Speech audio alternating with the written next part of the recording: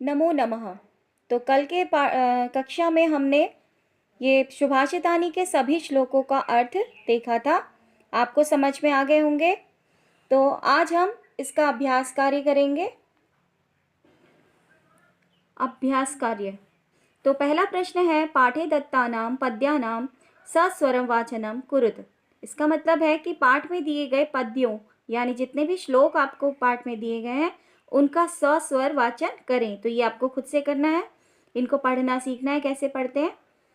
तो और जो गा के पढ़ा जाता है, इसके बाद वाली वीडियो में मैं आपको बताऊंगी कि किस तरीके से आप गा कर भी अपने श्लोकों को याद कर सकते हैं, क्योंकि संस्कृत ऐसी मधुर भाषा है कि बिना संगीत के वे अधूरी सी प्रतीत होती है।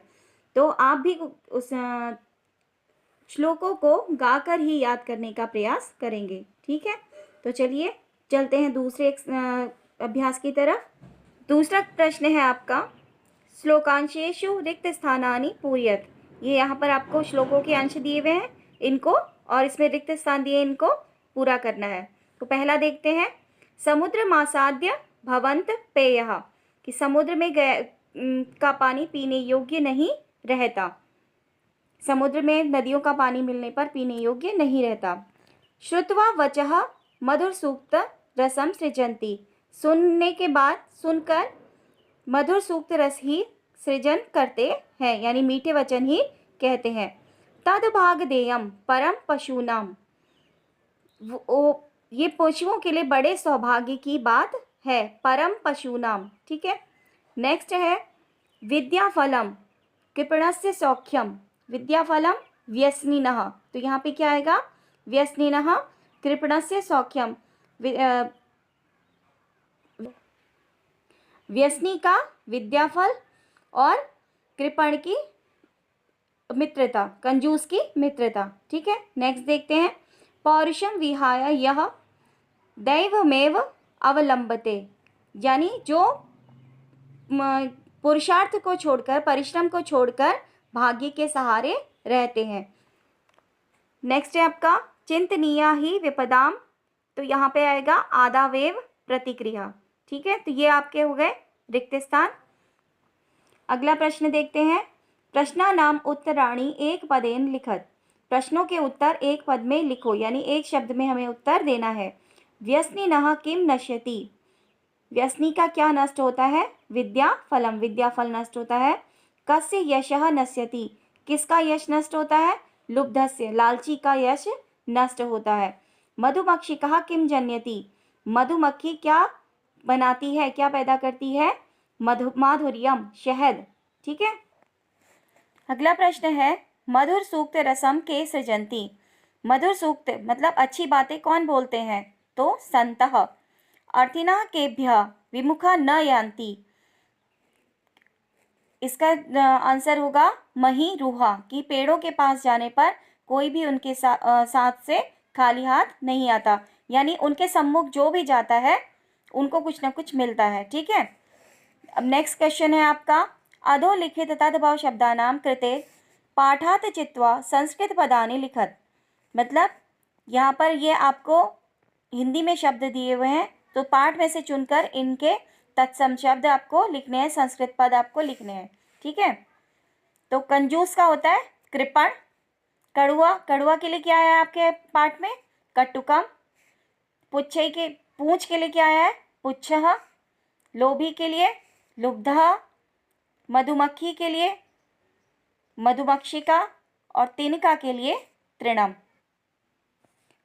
अगला प्रश्न है आपका, अधोलिखितेषु वाक्येषु कृतं पदम क्रियापदम च चित्वा लिखत। यानी ये जो यहाँ पर आपको वाक्य दिए हैं, इसमें कर्तृपद देखना है आपको और क्रियापद ढूंढना है। ठीक है, कर्तृपद माने कर्ता ढूंढना है, क्रियापद माने इसमें कौन सी क्रिया शब्द आया है उसे ढूंढना है। तो बच्चों, सबसे पहली बात ये कि कर्ता कौन सा होता है, कर्ता हमेशा प्रथमा विभक्ति में होता है। ठीक है, आपने कारक पढ़े हैं, कर्ता कारक कर्म कारक, तो प्रथमा विभक्ति में क्या आता है, कर्ता कारक। तो प्रथमा जो कर्ता कारक होगा वो हमेशा प्रथमा विभक्ति का होगा। ठीक है, तो अब देखिए, संतः मधुर सूक्त रसम सृजन्ति। तो मधुर सुक्त रस सृजन सृजन करते हैं। कौन करते हैं? संत करते हैं। तो कर्ता कौन हो गया? संतः। क्या कर और संत क्या कर रहे हैं? कार्य का क्या हो रहा है उनके द्वारा? सृजंती। तो ये हो गया क्रिया। ठीक है। निर्गुणम प्राप्य भवन्ति दोषः, यानी निर्गुण व्यक्ति के पास जाकर गुण भी दोष में परिणित हो जाते हैं। तो कौन परिणित हो जाते हैं? दोषः। तो कर्ता क्या हो गया यहाँ पे? दोषः। और भवन्ति हो गया यहाँ पे क्रिया। ठीक। गुणगेषु गुणः भवन्ति, तो इसमें प्रथमा विभक्ति का शब्द कौन सा है? गुणः। तो कर्ता कौन हो गया? गुणः और क्रिया हो गई भवन्ति। मधुमक्षिका माधुर्यम जनित, माधुर्यम कौन जनित करता है कि कहाँ से पैदा हो रहा है? मधुमक्षिका के द्वारा। तो मधुमक्षिका प्रथमा विभक्ति का शब्द है, तो ये हो जाएगा कर्ता और क्रिया है यहाँ पर जनित। पिशुनस्य मैत्री यशः नाशयति, तो इसमें प्रथमा विभक्ति का शब्द है, मैत्री भी है, यश भी है, पर यश यहाँ पे नहीं आएगा, बल्कि यहाँ पर आएगा मैत्री। तो मैत्री हो जाएगा कर्ता की और क्रिया बनेगी यहाँ पर नाशयति। ठीक है।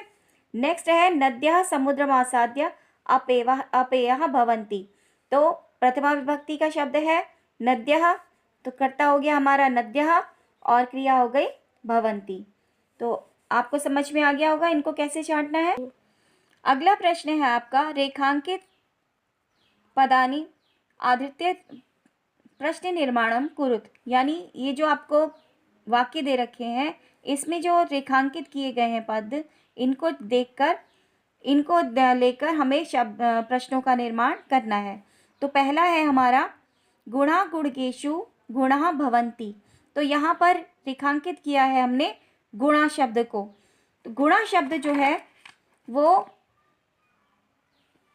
प्रथमा विभक्ति का बहुवचन शब्द है। ठीक है। तो इसके लिए हम किम शब्द के रूप लेंगे। तो किम शब्द में प्रथमा विभक्ति का बहुवचन होता है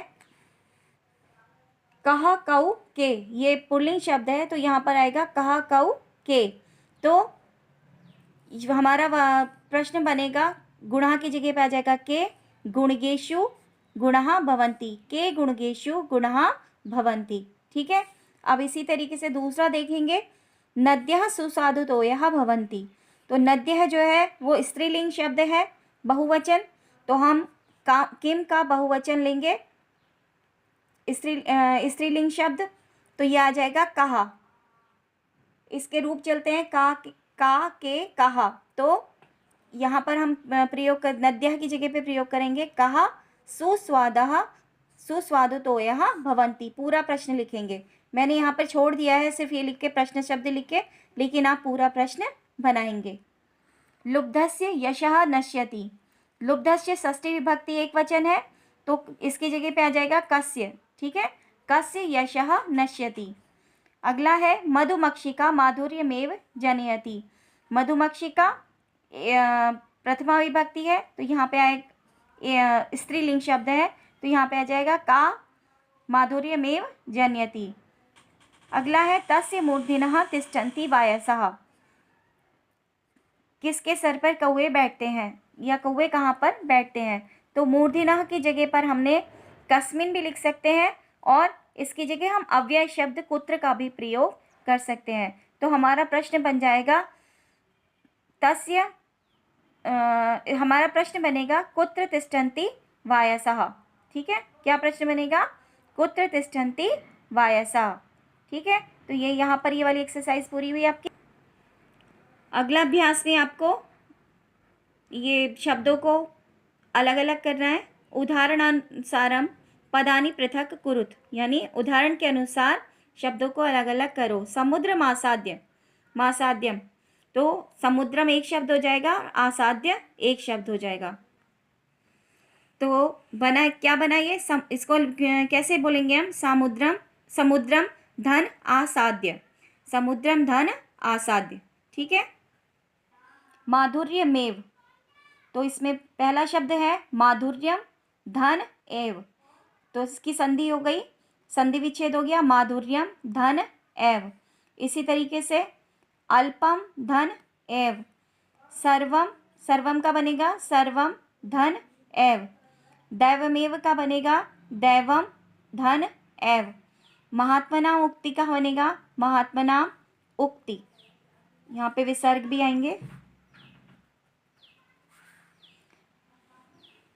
विपदा दावेव, इसमें आएगा विपदाम धन आदावेव। ठीक है, तो ये आपके हो गए संधि विच्छेद। अब आपको ये सभी एक्सरसाइज, सभी अभ्यास कार्य अपनी उत्तर पुस्तिका में करने हैं। देखिए,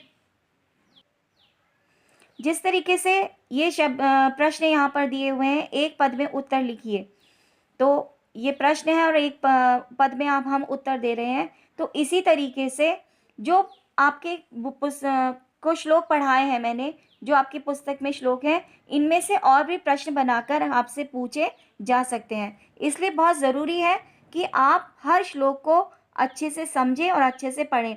अगर आपको अभी भी कहीं पे किसी श्लोक में समस्या आती है कि आपको नहीं समझ में आ रहा, तो आप मुझे कमेंट करके या मैसेज करके कॉल कर सकते हैं, मुझसे पूछ सकते हैं, लेकिन आपको सारी चीज़ें याद करनी है। ये आज के लिए इतना ही, धन्यवाद।